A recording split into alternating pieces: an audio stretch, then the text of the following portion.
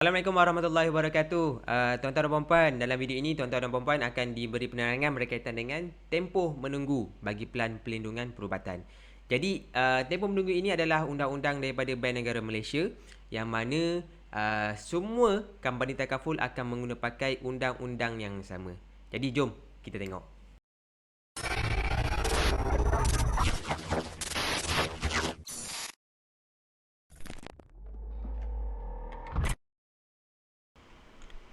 Okey, baik tuan-tuan dan puan-puan, ini adalah timeline bagi tempoh menunggu pelan pelindungan perubatan.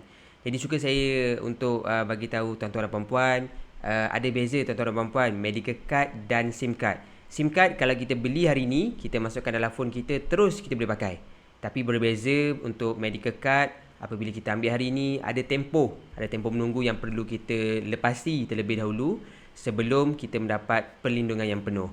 Jadi, katakanlah hari ini polisi tuan-tuan dan puan-puan dah lulus, dah enforce. Perlindungan yang pertama ataupun perlindungan awal yang akan diberikan adalah berkaitan dengan kemalangan sahaja. Kemalangan sahaja dulu yang akan di-cover. Tak kiralah kemalangan ni berlaku di tempat kerja, di rumah, di jalan raya ataupun di mana-mana tempat, ia sudah pun di-cover. Tapi berkaitan dengan lutut dan slip disc, ini 100% bergantung daripada report doktor lah. Sebab lutut dan slip disc ni kecederaan dia bukannya boleh terjadi on the spot. Kalau lelaki kalau main futsal, kebiasaan kecederaan lutut ni ACL lah. So tak semestinya sekali main futsal terus kena ACL. Tak. Lutut ni diperlukan satu masa yang lama barulah kita mendapat kecederaan ACL tu. Jadi berkaitan dengan lutut dan slip disc, memang kita akan tengok 100% daripada report doktor. Baik, selepas daripada 30 hari daripada tarikh polisi lulus, perlindungan yang diberikan pula adalah berkaitan dengan penyakit biasa. Penyakit biasa dah mula cover. Macam mana kita nak faham berkaitan dengan penyakit biasa ni? Penyakit biasa ni adalah penyakit yang bukan badan kita rosak, tapi badan kita dijangkiti oleh virus-virus luar. Contoh, demam denggi, demam panas, influenza, keracunan makanan ataupun lain-lain. Tapi pada peringkat ini tuan-tuan dan puan-puan, medical card belum lagi aktif. Jadi tuan-tuan dan puan-puan perlu bayar dahulu dan kita claim kemudian. Maksudnya tuan-tuan nak kena bayar dulu, bagi bil dengan saya akan buat claim lah. Dan saya personal advice dengan saya, kalau tuan-tuan dan puan-puan ada kengkangan untuk mendahulukan duit, saya tak cadang untuk kita pakai dululah. Sebab kita tak tahu berapa kos rawatan ni boleh pergi. Kan? Tapi kalau tuan-tuan dan puan-puan okey untuk membayar dahulu, so tuan-tuan boleh bayar dulu, bil bagi dengan saya akan buat claim.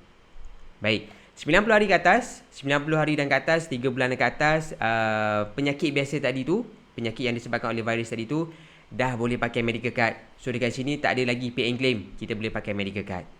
Okay. Next, pada 4 bulan dan ke atas, 4 bulan dan ke atas, dia dah mula cover penyakit-penyakit yang berat. Senang nak faham dekat sini, penyakit-penyakit badan kita dah rosak. Sebagai contoh, jantung, ketumbuhan ataupun tumor, kanser, apa lagi, darah tinggi, kencing manis dan lain-lain lah. So dekat sini dah mula cover tuan-tuan dan puan-puan. Tapi bagi polisi yang berusia 2 tahun ke bawah, bagi kes yang meragukan, company ada hak untuk buat siasatan terlebih dahulu. Sebagai contoh, kalaulah kita ambil contoh batu karang. Teori batu karang, kalau batu karang tu bersaiz 1 mm, bermaksud kita dah ada batu karang tu setahun lamanya. Okey, contoh, pada bulan yang kelima, kita rasa kurang selesa untuk buang air kecil dan kita pergi cek dengan doktor dan doktor mengesahkan ada batu karang dalam badan kita. Dalam bundi kencing kita, ada batu karang. Jadi, apabila report keluar, saiz batu karang yang dinyatakan adalah 2 mm, contohnya, 2 mm. Bermaksud kita dah ada penyakit batu karang ni lebih daripada 1 tahun. So dekat situ ada keraguan. Kita ambil takaful ataupun ambil medical card baru 5 bulan. Tapi saiz batu karang tu dah 2 mm. Maksudnya dah lebih setahun kita ada penyakit. So bila ada keraguan macam gini, claim akan ditangguhkan terlebih dahulu dan kita akan pergi kepada investigation, siasatan. Jadi dekat sini tuan-tuan dan puan-puan boleh bayar dulu. Kalau tuan-tuan dan puan-puan nak teruskan rawatan, boleh bayar dulu dan kita akan claim kemudian. Tapi kalau tuan-tuan dan puan-puan rasa ada kengkangan untuk mulakan mendahulukan bayaran, kita kena pergi ke hospital kerajaan dululah. Okey. Jadi dekat sini tuan-tuan dan puan-puan, apabila selesai proses siasatan tu, kalau siasatan berpihak kepada tuan-tuan dan puan-puan, apa jua claim yang berkaitan dengan batu karang tadi, tuan-tuan dah bayar apa semua tu, semua boleh claim balik. Tak ada isu pun. Tapi sekiranya siasatan ini, hasil daripada siasatan ini tak berpihak kepada tuan-tuan dan puan-puan, dia akan ada beberapa possibilities. Dia akan ada beberapa kemungkinan.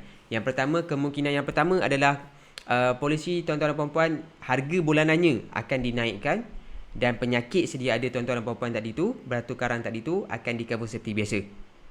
Yang kedua, possibility yang kedua, kemungkinan yang kedua adalah penyakit sedia ada tadi tu, batu karang, di-exclude, tidak di-cover. Tetapi penyakit selain daripada itu akan di-cover seperti biasa. Yang ketiga, worst come to worst, polisi ini akan ditutup. Maksudnya coverage akan ditamatkan lah.